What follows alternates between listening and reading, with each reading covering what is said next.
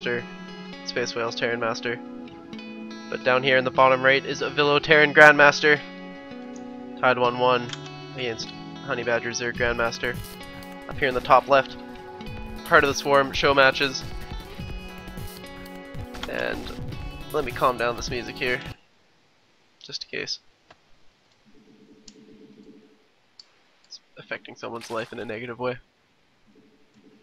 There will be background silence because it is neutral.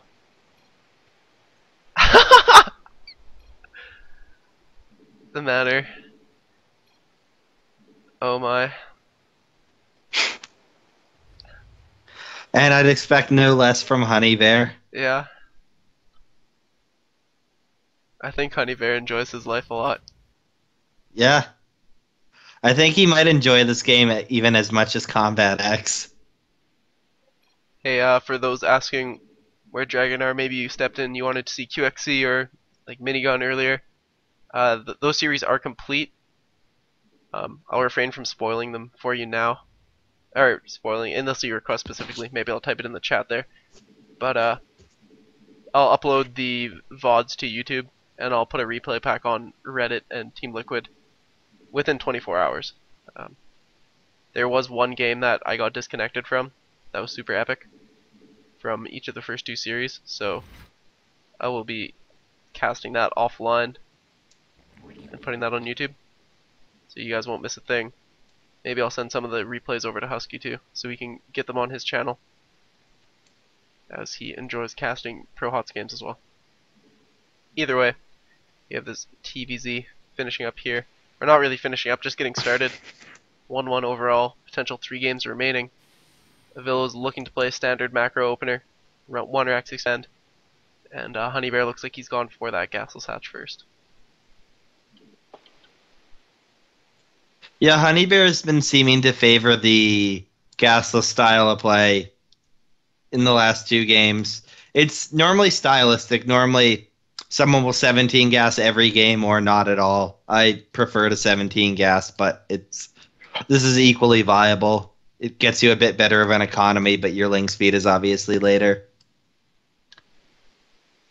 So interestingly, Avilo's continued marine production, but hasn't started the second depot. This is a mistake. Yeah, he fucked up. Yeah, this is kind of weird. Oh, maybe he's making a 3rd CC. That's what it is. That is... Oh, but he can't make workers. This is fucked. I have no idea what he's doing. Yeah, this makes no sense. Like, why would he continue marine production? Yeah, that's awkward. Okay, I've been like screen scrolling around everywhere. I'll calm down. But I'm a little confused here. He's moving out with 2 marines. And yeah, this has to just be like a mindfuck based build, because it's not optimal if you're not continuously producing SCVs. Like, I know you're getting that 3rd CC. I don't expect that he's got like some timing attack based around it or anything like that. He can't. I think it might have been marines after the 2. Yeah, it just must have been. Well, I mean like a timing attack based on like getting some super fast 3rd somehow. Like retardedly fast that the Zerg wouldn't even expect you to have it that early. And that's what this is, man. But I think it was really just in response to him for getting that initial depot and using that influx of minerals, because as we've stated already, it's like awkward in multiple parameters. Checking into the reactor factory to follow this up. Actually, I didn't pay too much attention to his building game 1. Was this the same thing he did? Because I know he went 3 CCs with the reactor factory. Did he also like cut the depot for it? I think he went. I don't think he did. I think he built it on time. I think his build was less retarded then, but I'm not sure. Okay. Roach Warren follow-up from HoneyBear. I think roaches are pretty good against Avilo. Roaches are pretty good against a mech-based mid-game. But this is the type of Roach Warren that, you know, could lead to some counter pressure. Maybe he just wants to secure an early 3rd. We'll have to wait and see. He did double gas off of it, so what are the implications of that?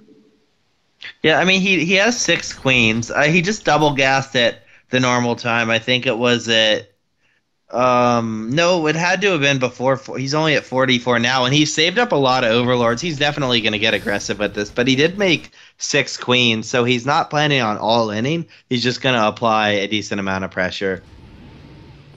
Or maybe he thinks that something dumb is going to come. No, no, 7 roaches is too much for defense. He's definitely pressuring.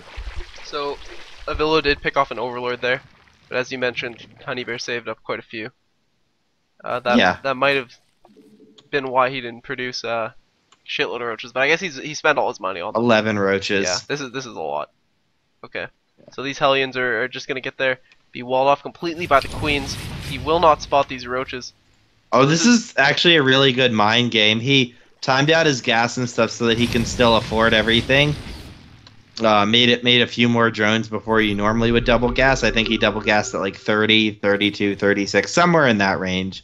Normally you do it at, I don't know, late 20s. Oh, so Avilo's got his barracks flying in the middle. He scanned his opponent, saw the roach warren, but his Hellions did not see the roaches move out of the tower And or anything like that. and He this is going to be tough. yeah, These man. are going to kill the bunker so fast. I mean, he's going to have enough to like two-shot the bunker. Repair won't really The matter. first drone is, or the first banshee's just popping out now. Yeah, the Banshee's not going to really DPS the roaches down quick enough. But 2 widow mines, if those get burrowed, oh, 1 gets picked off, and that's a huge deal here. You really could use that splash just to make the Banshee a little bit more effective in cleaning up. Not repairing the Hellions here. He's got all his SCVs allocated towards the bunker. This is really, really tough for a Terran player here, but I guess the roach count is dwindling to something that's not completely overwhelming. He's got to restart that repair, though. I like how he positioned SCVs at multiple angles just in case there was like a speed link follow-up to this. Overall, though, Bill is still in this game. Losing these 2 mules, not very nice. That might be a little bit more than he can handle.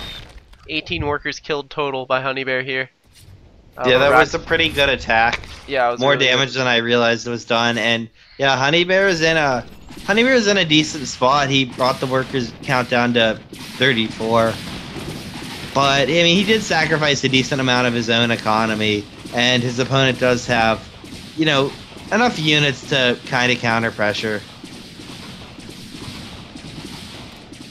But with the queens, he should be able to defend 2 banshees and a few hellions. Alright, so Queen's moving out to the center. Sick creep spread by HoneyBear this game. He's got like 4 active tumors that have already almost encroached halfway across the map. Avilo following this up with triple factory. He's got that reactor factory pumping out Hellions now that he has enough widow mines to feel comfortable securing the front of his natural. HoneyBear following it up with a 3rd. And when these tech labs finish up, Avilo's going to likely kick into tank production. It'll line up nicely with his double mech upgrades here. Nidusworm, Oh, yeah. on the way, guys. Oh shit. That's going to be really good here, but this time Avilo's making turrets around his base. We saw in Daybreak he didn't do that, and he really suffered for it. He did come away with the win, but that was a scrappy game. That really could have gone either way. This game he's not going to have any of those antics. Whoops. Missing the- Overlord drop in speed as well. Oh, what? That's almost redundant. But I guess he's looking to be like the most dynamic, multi-pronged roach mid-game of all time. I know. He doesn't have upgrades really yet, like double upgrades on the way.